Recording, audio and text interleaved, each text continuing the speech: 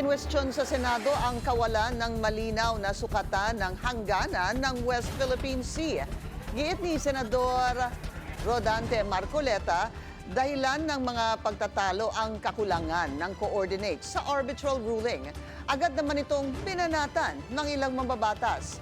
Ang detalye sa agenda report ni Dexter Ganibe ng Abante.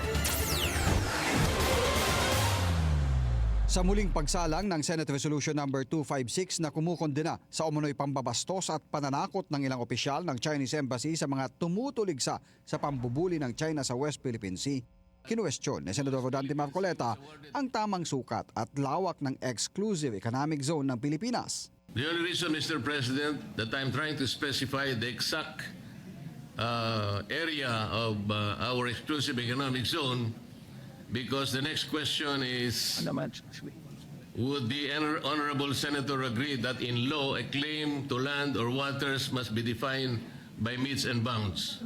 Sagot ni Senator Francis Pangilinan na siyang may akda ng resolusyon na may international ruling nang nagtatakda ng EEZ ng Pilipinas at nagpapawalang bisa sa 9-dash line ng China at pinagtibay na iligal ang anumang aktibidad ng China sa loob nito.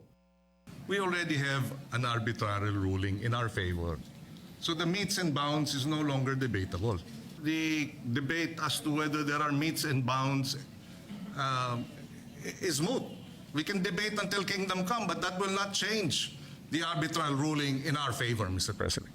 Pero hirit ni Marcoleta, hindi naman nakasaad sa arbitral ruling ang coordinates kung saan ang hangganan ng EEZ ng Pilipinas o ng West Philippine Sea. Sa kawalanan niya ng malinaw na coordinates ng hangganan ay magpapahina sa claim ng Pilipinas.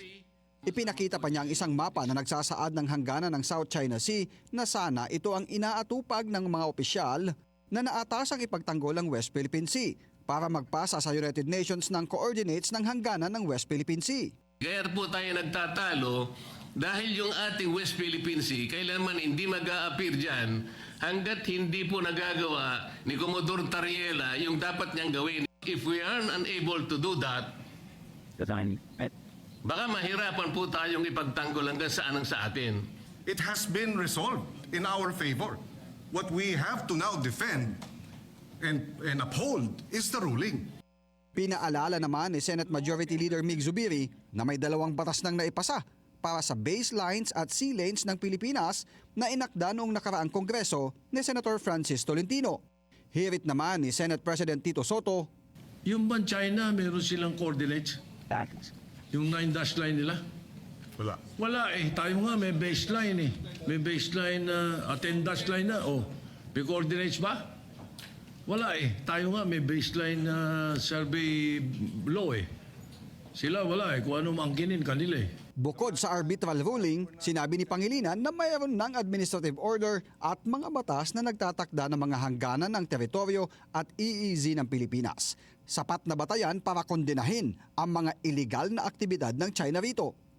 Nanindigan si Pangilinan na kailangang maipasa at ma-adapt ng Senado ang Resolution No. 256 bilang pagsuporta sa mga opisyal na taas noong pinagtatanggol ang Pilipinas sa sigalot sa laot. Para sa agenda, Dexter Ganibe, Abante.